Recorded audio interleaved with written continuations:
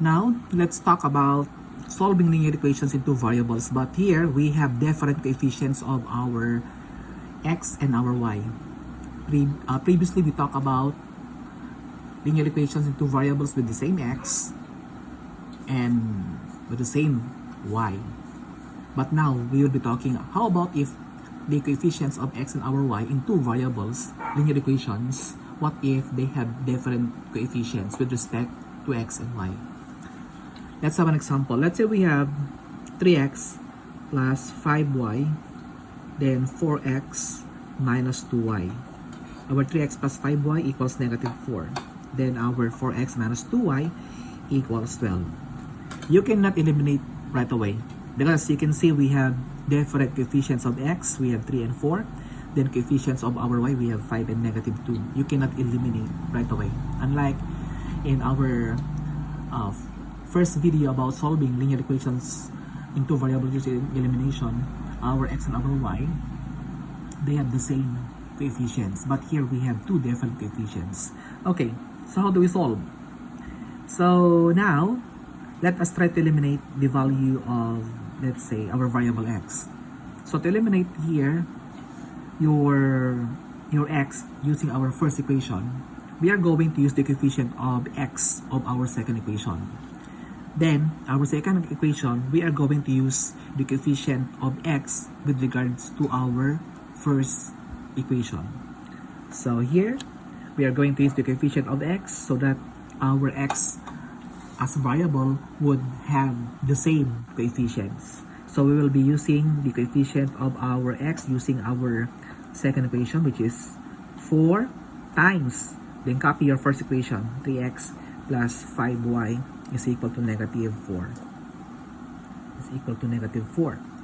Then, yes, we are going to multiply. Then, how about the second equation? We are going to use the coefficient of x using the first equation to the second equation. So we have 3 times 4x minus 2y is equal to 12. Okay, now let us distribute. We have to distribute all of this. So 4 times 3x, that would be equal to 12x. Then 4 times 5y, that is plus 20y. Then 4 times negative 4, that is negative 16. Then 4 times 4x, using our second equation, that would be 12x. Then 3 times minus 2y, that will be minus 6y. It's minus 6y. Then 3 times 12, that would be equal to 36. Now, our x here, variable x, our two equations with respect to variable x, as you can see, they have now the same coefficients. So how can we eliminate your variable x here? We just have to subtract our equation. 12x minus 12x, that will be cancelled. Then 20 minus negative 6y, that will become 26y. Correct? Then we have here negative 16 minus 36, that would be negative 52. Okay, it's equal to negative 52. Then dividing both sides by 26. So this will be cancelled out. So remaining here on this side of the equation, we have y is equal to negative 2. We got now the value of y, which is negative 2. Now, we are going to eliminate our y so that we can find out the value of x. So by copying your first and two equations, 3x plus 5y is equal to negative 4. Then we have 4x minus 2y is equal to 12. Okay, so we are going to copy this as what I told you. To eliminate your variable y, we are going to use the coefficient of y in our second equation. And in our second equation, we are going to use the coefficient of our y with respect to the first equation. So we have now negative 2 times 3x plus 5y is equal to negative 4. Then we have to use the coefficient of y. We have 5 times 4x minus 2y is equal to 12. Now let us distribute. So how do we distribute this? To distribute this, we have here now negative 2 times 3x, we have negative 6x. then minus 10y is equal to 8. So negative 2 times negative 4 is 8. Then 5 times 4x is 20x. Then 5 times negative 2y is minus 10y. Then we have 5 times 12, that is equal to 60. Okay.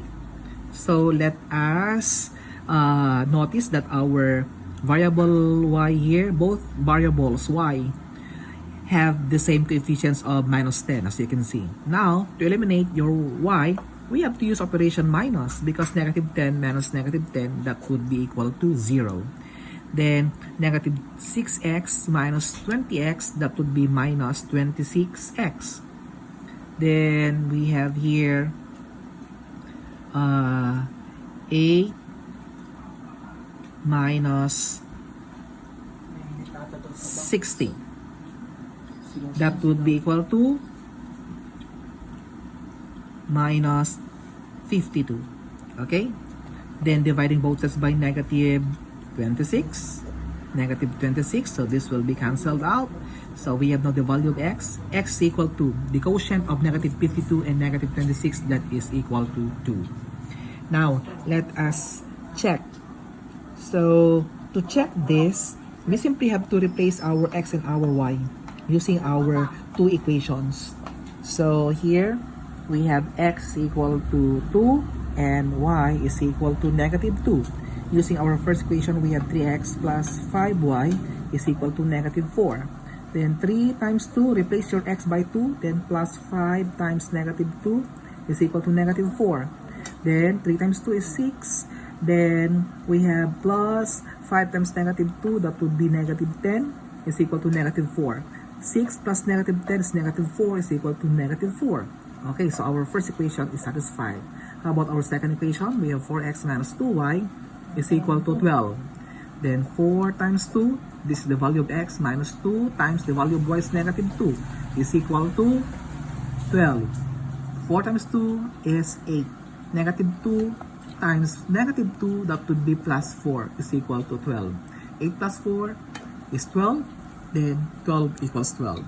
So these are the different processes involving solving the linear equations in two variables using elimination process. That's all. Thank you.